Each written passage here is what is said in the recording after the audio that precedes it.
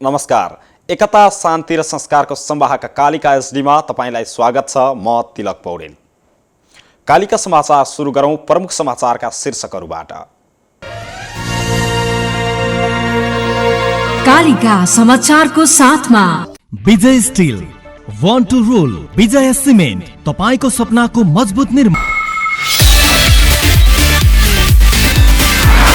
यस Yamaha.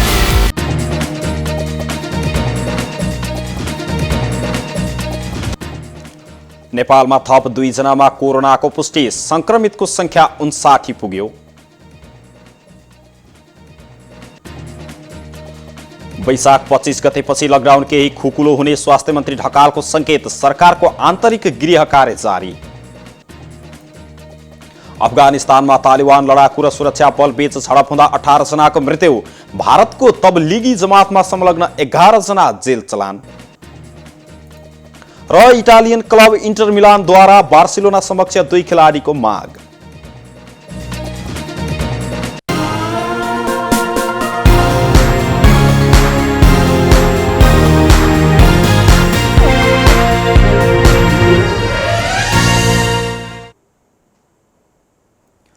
Kalika समाचार सुरु गरौं राष्ट्रिय समाचारबाट। शुक्रबार अर्थात् आज 2 जना व्यक्तिमा कोरोना भाइरसको संक्रमण पुष्टि भएको छ। यससँगै नेपालमा कुल संक्रमितको संख्या 59 पुगेको छ। स्वास्थ्य तथा जनसङ्ख्या मन्त्रालयले बाँके र रूपन्देही जिल्लामा 2 जनामा संक्रमण पुष्टि भएको जानकारी दिएको छ। रूपन्देहीका 25 वर्षीय पुरुषको राष्ट्रिय जनस्वास्थ्य प्रयोगशाला र बाँकेका 60 वर्षीय पुरुषको नेपालगञ्ज स्थित भेरी अस्पतालको प्रयोगशालामा गरिएको पीसीआर परीक्षणमा कोरोना भाइरसको संक्रमण पुष्टि भएको स्वास्थ्य तथा जनसङ्ख्या मन्त्रालयका प्रवक्ता डाक्टर विकास देवकोटाले जानकारी दिनुभयो। यससँगै नेपालका कुल संक्रमितको संख्या 59 पुगेको छ, जसमध्ये 50 जना पुरुषहरू रहेका छन् भने 10 जना महिला रहेका छन्। यसमध्ये पनि 16 जना निको भएर घर समेत फर्किसकेका छन्। अस्पतालमा उपचार गराइरहेका सबैको स्वास्थ्य अवस्था सामान्य रहेको प्रवक्ता देवकोटाले बताउनुभयो। अहिलेसम्म पीसीआर प्रविधिबाट 12,577 नमुना परीक्षण भएको छ। यस्तै आरडीटी विधिबाट कुल 47,797 परीक्षण भएको छ। पछिल्लो 27 घण्टामा 1,461 परीक्षण भएको छ। देशभर क्वारेन्टाइनमा रहेका मानिसहरूको संख्या 24,907 जना रहेको छ। मन्त्रालयका अनुसार देशभर हाल आइसोलेसनमा रहेका व्यक्तिको संख्या 94 रहेको छ भने 5 जना काठमाडौँमा रहेका छन्। त्यस्तै 89 जना उपत्यका भन्दा बाहिरका अस्पतालहरूमा रहेको बताइएको छ। स्वास्थ्य तथा जनसङ्ख्या मन्त्री भानुभक्त ढकालले वैशाख 25 गते पछाडि लकडाउन केही खुकुलो हुने संकेत गर्नु भएको छ।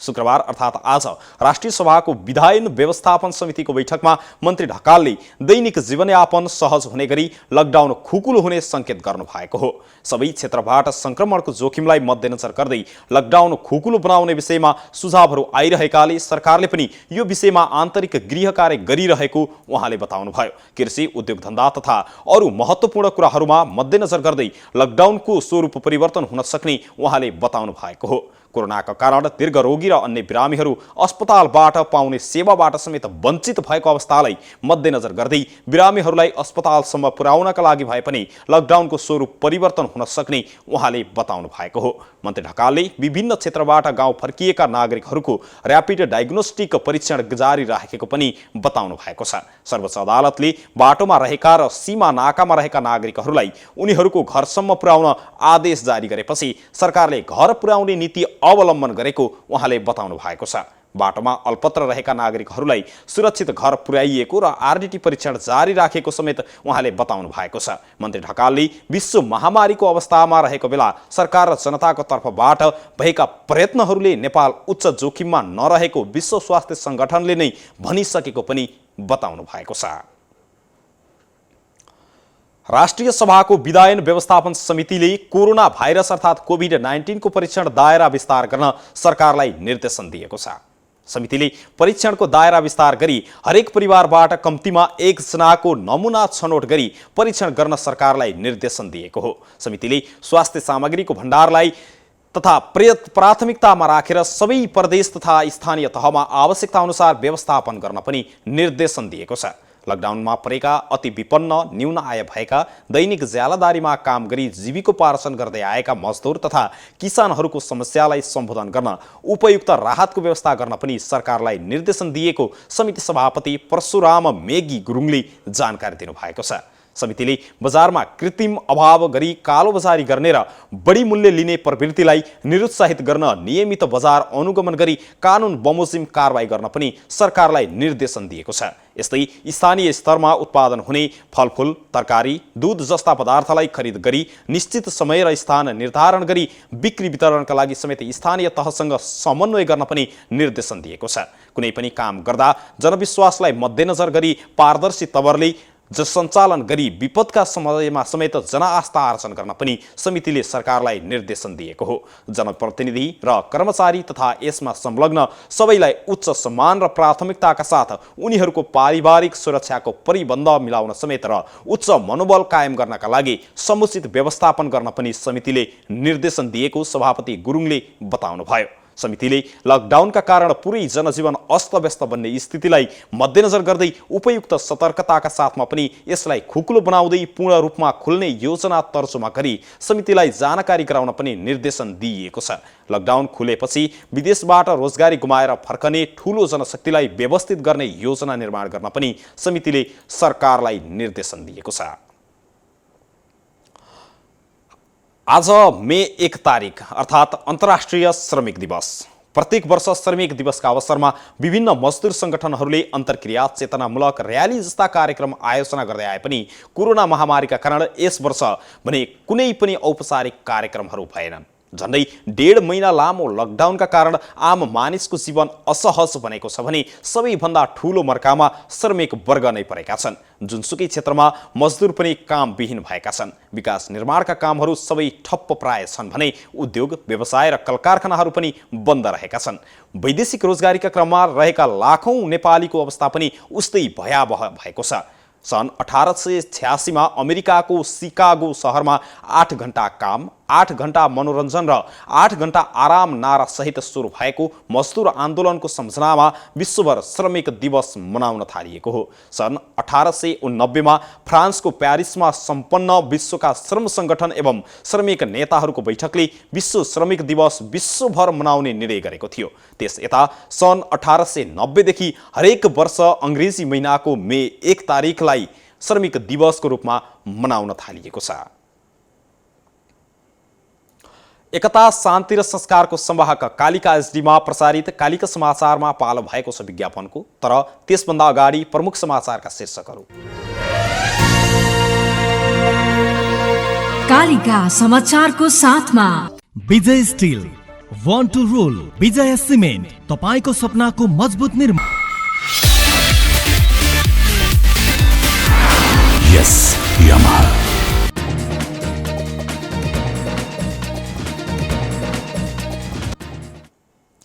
नेपालमा थप 2 जनामा कोरोनाको पुष्टि, संक्रमितको संख्या 59 पुग्यो। वैशाख 25 पछि लकडाउनकै खुकुलो हुने स्वास्थ्य मन्त्री ढकालको संकेत, सरकारको आन्तरिक गृह कार्य जारी। अफगानिस्तानमा तालिबान लडाकु र सुरक्षा बल बीच झडप हुँदा 18 जनाको मृत्यु। भारतको तबलिगी जमातमा संलग्न 11 जना जेल चलान। र इटालियन क्लब इन्टर मिलानद्वारा बार्सिलोना समक्ष 2 खेलाडी माग।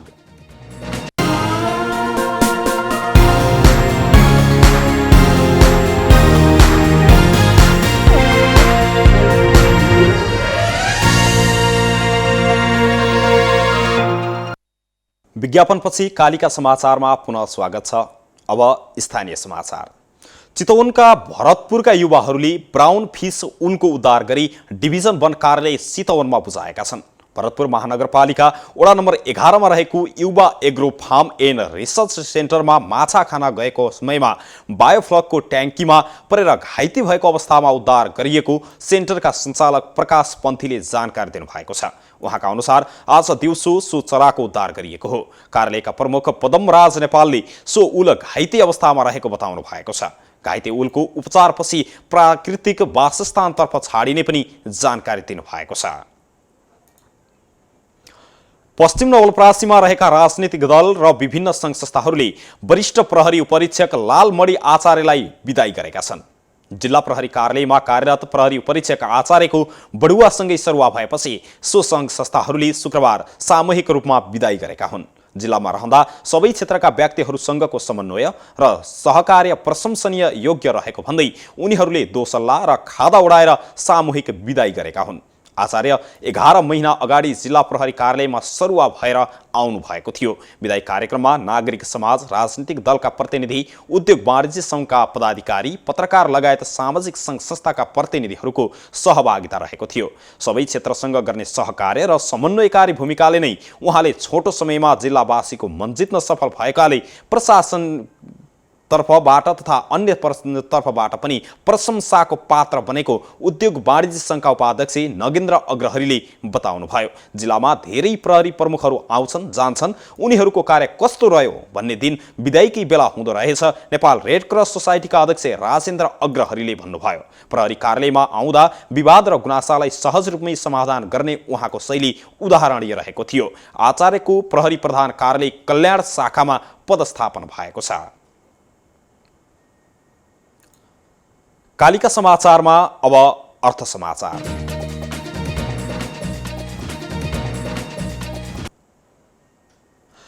नेपाली वित्तीय क्षेत्रमै पहिलो पटक फेसबुकबाटै एनएमबी बैंकमा खाता खोल्न सकिने भएको छ। एनएमबी बैंकले स्मार्ट बैंकिङतर्फ फड्को मार्दै अब घरमै बसी बसी फेसबुकको म्यासेन्जरबाटै खाता, मुद्दती, निक्षेप खोल्ने र नवीकरण गर्न सकिने भएको हो।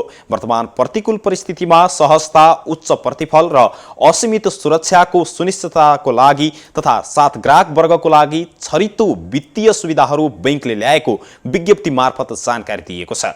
डिजिटल बैंकिङ सेवाको क्षितिज अभिवृद्धि गर्दै ग्राहक वर्गलाई सहजता प्रदान गर्नु बैंकको प्राथमिकता रहेको जनाउँदै घरबाटै आरामपूर्वक बैंकिङ गतिविधिहरू रोज्न सक्ने उपयुक्त माध्यम पनि निर्माण गर्ने कार्यदिशातर्फ उन्मुख हुने बैंकले उल्लेख गरेको छ।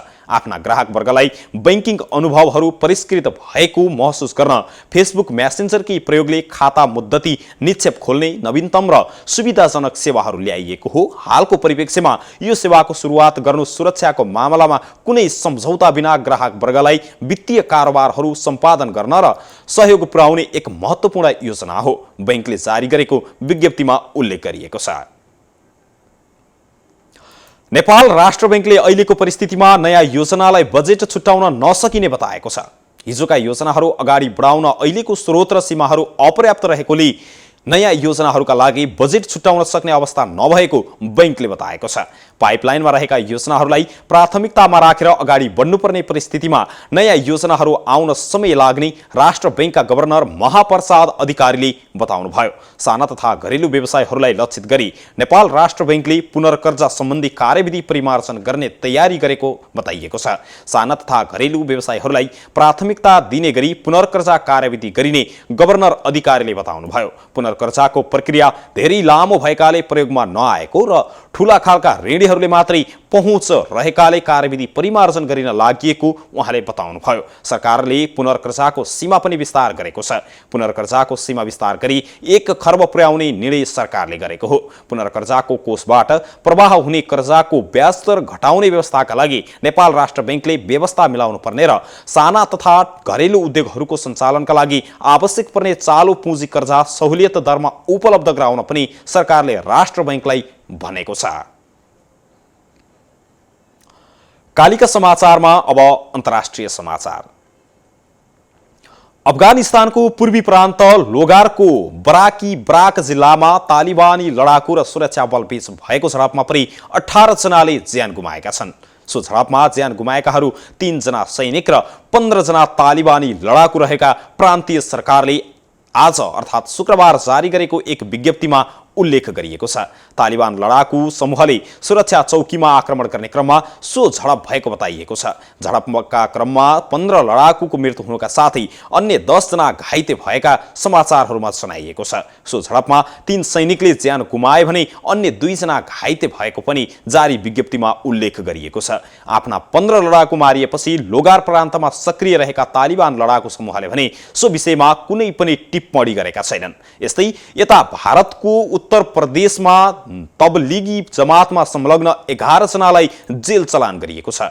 कोरोना भाइरसको महामारी फैलाउने क्रममा दोषी रहेको भन्दै 14 दिनसम्म क्वारेन्टाइनमा राखेपछि उनीहरूलाई जेल चलान गरिएको हो।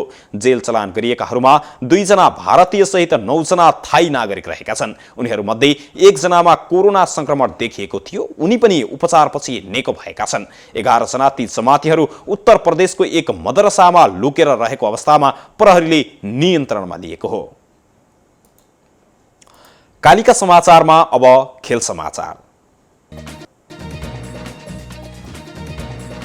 क्याटलान क्लब बार्सिलोनाले फरवार्ड लौटारो मार्टिनेज अनुबन्धको लागि लामो कसरत गरेपछि इटालियन क्लब इन्टर मिलानले बार्सिलोना समक्ष 2 खेलाडीको माग गरेको छ। इन्टर मिलान अर्जेन्टिनी फरवार्ड मार्टिनेज दिने शर्तमा आर्टुरो भिडाललाई स्थायी रूपमा तथा एन्टोइन ग्रिजमनलाई लोनमा माग गरेको हो। फ्रेन्च फरवार्ड ग्रिजमन यसै सिजनमा स्पेनिस क्लब एटलेटिको मड्रिडबाट 107 मिलियन पाउन्डमा बार्सिलोना पुगेका थिए। मार्टिनेजको नाम लगातार रूपमा Nou क्याम्पसँग जोडिएको छ। इन्टरले मार्टिनेजको मूल्य 96 मिलियन पाउन्ड राखेको छ। बार्सिलोनाले मार्टिनेज अनुबन्ध गर्न इच्छुक रहेको बताएको छ।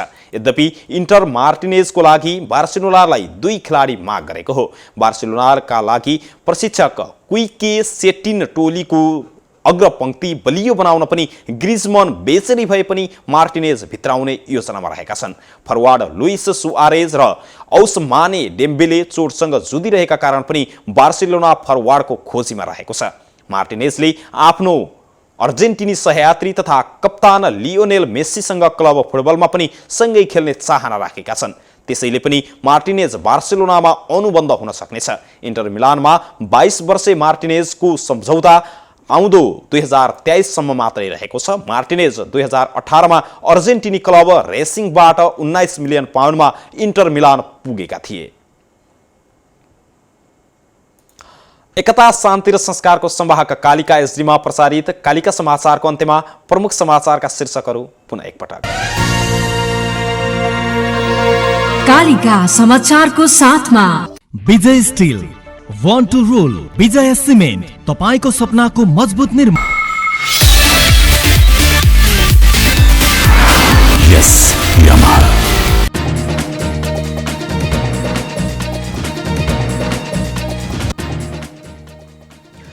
नेपालमा थप 2 जनामा कोरोनाको पुष्टि, संक्रमितको संख्या 59 पुग्यो।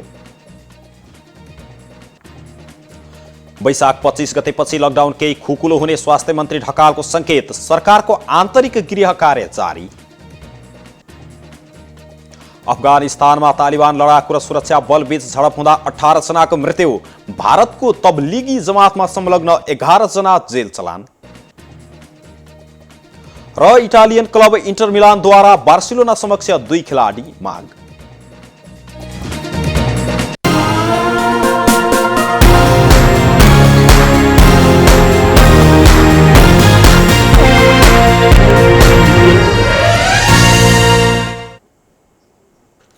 एकता शान्ति र संस्कारको संवाहक कालिका एसडीमा प्रसारित कालिका समाचार अहिलेका लागि यति नै।